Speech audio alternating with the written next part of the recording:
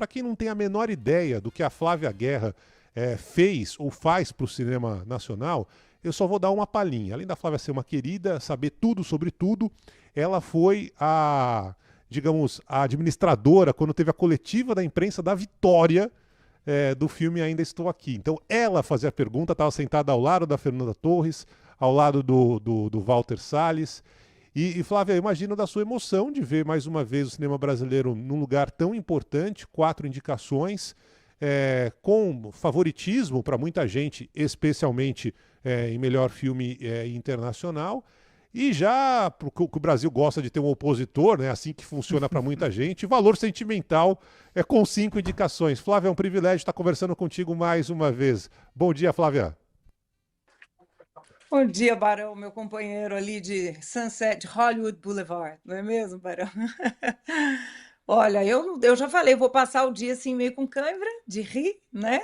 Porque a isenção analítica existe, mas nessa hora a gente fica muito feliz pelo cinema brasileiro, por tudo, né? Por toda uma vida aí, acreditando, acompanhando, e eu acho que esse é um momento, assim, é lindo, né? Porque eu até brinquei. Recordes estão aí para ser quebrados, né? Nunca um filme latino-americano ganhou, um país ganhou o Oscar na categoria 2 vezes, né? O bicampeonato. A gente tem França, já teve, Itália, Japão, né? A Suécia com os filmes do Bergman, mas a gente nunca teve um cinema latino-americano. Então, se a gente ganhar esse Oscar de filme internacional esse ano, a gente vai quebrar mais um recorde, não para o mundo, mas para nós. Acho que, antes de mais nada, essas indicações são importantes para nós, né, Barão? A gente não precisa de Oscar para saber que a gente faz um cinema lindo e de filmes que muitas vezes não são alcançados pelo grande público. O que o Oscar faz, além de colocar a gente no mundo, é também colocar o cinema brasileiro para o público brasileiro. Então, a minha felicidade vem muito nisso, assim, né? Da gente que está sempre falando. Vê aquele filme ali, assiste aquele diretor ali, ele fez um filme chamado Som ao Redor. Esse cara ainda vai fazer muita coisa boa. E quando a gente vê esse cara, que, né, eu considero meu amigo, trabalhei em vários eventos com ele como crítico, quando o Kleber era, né, crítico de cinema ainda, é muito satisfatório. Ver a trajetória de alguém, né, e chegar assim, 4 Oscars é só alegria, viu? Ô Flávia, mas a gente quer saber de real chance, né? Como é que chega o agente secreto para entrega, para festa, para cerimônia em março? A gente chega com chances reais em filme internacional, com certeza, porque se a gente for observar, o Valor Sentimental, como disse o Barão, é um filmão, daquele filmão. Eu vou citar o chefe dos críticos da Variety, né, que acho que é a publicação mais importante de cinema e de mercado de cinema no mundo. Ele teve aqui na Mostra de São Paulo, foi júri da Mostra, eu entrevistei, e ele disse assim para mim, ele falou, a gente vai ser indicado, tenho certeza, isso em outubro, hein? Mas valor sentimental também é forte, tá? A gente estava analisando, ele falou, pensa assim, essa categoria, em geral, ela é uma categoria que os votantes, principalmente norte-americanos, os ingleses, enfim, eles olham e falam, esse é um filme que eu faria. Eu voto num filme que comunica comigo, obviamente. Então, o Agente Secreto, ele conseguiu. O Valor Sentimental é mais óbvio isso. Ele é um filme europeu, um drama de família, belíssimo drama de família, gente, lindo, né? Diálogos muito, muito bem escritos, um elenco que vocês estão vendo aí, indicado, maravilhoso. Mas o Agente Secreto é um filme de cinema, né? Que tem a linguagem, esse thriller dos anos 70, os movimentos de câmera, as lentes, que eu já falei tanto aqui, que o Kleber filmou com lentes Panavision da época, né? A fotografia, a textura, a direção de arte. Então, assim, tudo a serviço de uma bela história, com esse protagonista que é muito carismático, em cena e fora. Então, eu acho que a gente tem chances reais, sim, nessa categoria, e a gente vem crescendo. O Globo de Ouro foi muito importante para a nossa campanha, tanto do Wagner quanto do filme. Agora, as outras categorias, elas são mais difíceis, porque é isso, o Wagner tem aí pela frente pratas da casa, como Timothée Chalamet, que está indicado no Prêmio dos Atores, o Actors Awards, e o Wagner não foi indicado, lembrem, ele não foi, ele foi esnobado, eu brinco aqui, o Actors Awards errou, e errou rude, de não indicar um cara como o Wagner Moura, que tem uma carreira bem consolidada já nos Estados Unidos. Então, essas categorias, né, além de filme internacional, estão muito competitivas. Melhor casting, a mesma coisa. Eu já acho maravilhoso aqui que a gente foi indicado na primeira edição dessa categoria de melhor elenco, porque se tem algo que brilha aí que o fator humano, sem ele, sem esse azeite maravilhoso desse elenco, esse filme não ia funcionar como ele funciona se fossem só as questões, só entre aspas, né, técnicas. E melhor filme, a gente sabe que, né, o raio cai 2 vezes no mesmo lugar, mas não é tão fácil assim, né? Desde Parasita, a gente sabe que tem o talento da casa também sendo valorizado, é mais natural que um filme em língua inglesa ganhe. Então, eu apostaria certo aí no filme internacional, os outros eu acho que a gente tem que ir observando. Eu apostaria certo, né? Vamos ver como é que a campanha se desenrola, mas chances reais, eu acho que nós somos quase favoritos aí. É que o Valor Sentimental está com uma campanha muito forte.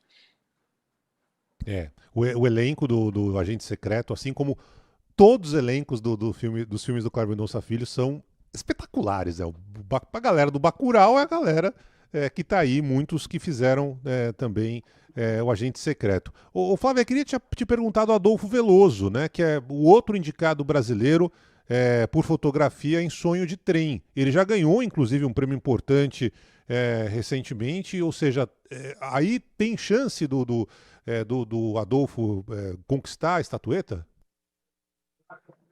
Olha, eu acho que tem sim. Essa categoria, ela tá interessante, mas ela não tem assim, nossa, vai ser esse, não.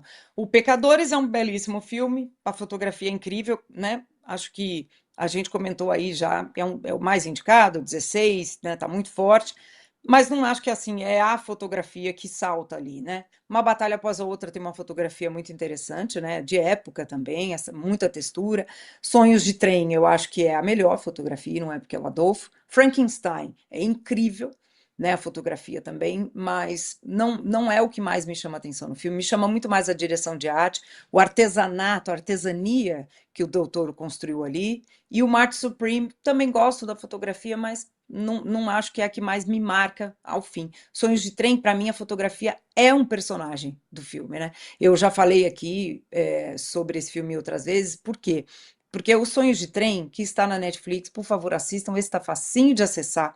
Ele é um filme em que o Joel Edgerton, que eu acho uma pena que não foi indicado, acho que faz um trabalho belíssimo, ele é um cara simples, um trabalhador, né? É um cara que derruba árvores, está lá construindo as ferrovias nos Estados Unidos, um momento de transformação do país, né? O país crescendo, precisando dessas ferrovias para chegar para o oeste, e ele, ao mesmo tempo, é um cara sensível, introspectivo, ele tem um olhar de poeta ali, mas ele não tem instrumentos, ele é um cara filósofo sem ser, ele é a filosofia do, do povo mesmo. E o filme não é arrogante, não é nada, ele é um filme que traz a gente nesse contato e o dele com a natureza, ele tem uma comunicação muito natural com a natureza, sem ser arrogante. E eu acho que a fotografia, ela ajuda a gente a entender o estado de espírito desse personagem que sofre muito, né? Tem tragédias imensas ali na vida desse homem também. E é um filme que não faz alarde, que não é histérico, que não é intenso. Ele é muito forte, mas ao mesmo tempo muito poético, sem ser aquele poético arrogante. É um filme que todo mundo pode entrar, fluir e se emocionar. Então, eu acho que o trabalho do Adolfo aqui é essencial. E você me perguntou, Barão, sobre o Adolfo. Adolfo é um cara que vem da publicidade, é um diretor de fotografia que foi construindo o seu caminho aí, fez documentários. Tem um documentário que está na Netflix que é o Yoga, In Yoga, eu acho que ele se chama em português, do Heitor Dália, que ele dirigiu, que tem uma fotografia linda. Rodantes, que é um filme que se passa na Amazônia. Então, assim, ele veio construindo, foi fazendo projetos também independentes internacionalmente e estourou agora com Train Dreams, que é um filme que também corre por fora. O próprio diretor do Sonhos de Trem, né? Também não é um mamão, né? Não é ultra conhecido o Clint Bentley, é mais do cinema independente. Esse filme veio de Sundance, que é o festival de cinema independente mais importante do mundo, nos Estados Unidos, abre o calendário, e em geral filmes que vão bem em Sundance sempre ocupam um lugar no Oscar. Então é bonito ver como filmes independentes ainda têm esse lugar nesse mercadão, né? A gente está falando do nosso, mas tem o cinema americano independente também, que corta um dobrado ali para existir. Muito bem. Ô Flávia, a gente ainda tem 2 minutinhos, mas eu tenho que te perguntar sobre Pecadores, né? É um filme para 16 indicações, recorde absoluto? Olha, É um fenômeno, assim. Eu não diria que o Pecadores é esse filmão que você diz assim, meu Deus, vai ser indicado em 16, porque quando você fala em 16, tem as categorias técnicas, É. né? E filmes em geral que ganham essas trocentas indicações é Titanic, Frankenstein, por exemplo, Avatar, né? Que são filmes em que a técnica está muito, né, presente, né? Os efeitos especiais, o som, né, o som muitas vezes, a criação do som, né? A edição de som e a captação do som.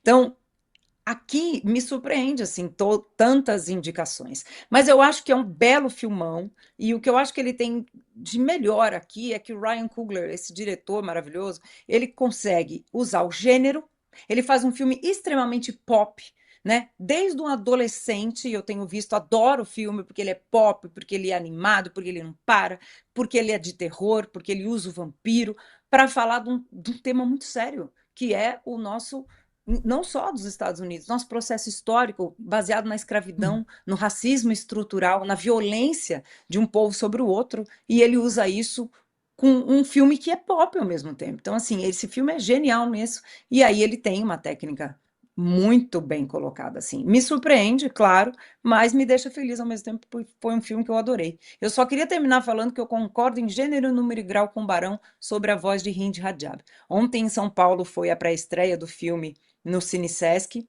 e a distribuição é da Sinapse aqui, que apostou nesse filme, e a gente ontem estava conversando, será que essa indicação vem? Tem outros filmes fortes, o Hind Rajab está com 16 cópias só nos Estados Unidos. Eu queria pontuar isso, porque quando o pessoal pergunta, qual é a importância da campanha e tal, é isso, o Valor Sentimental tem 700 cópias, 700.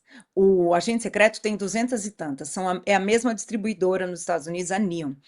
O Hind Rajab tem outra distribuidora e 16 cópias. Tem nomes fortes aí à frente, como Joaquin Phoenix, que entrou como coprodutor, o Brad Pitt defendeu o filme, o Javier Bardem também, mas você vê como uma campanha também pode ser bem feita com um filme forte, que fala de algo urgente no mundo. E como o Barão falou, eu tenho repetido isso quase como um mantra, esse filme não é um filme geopolítico.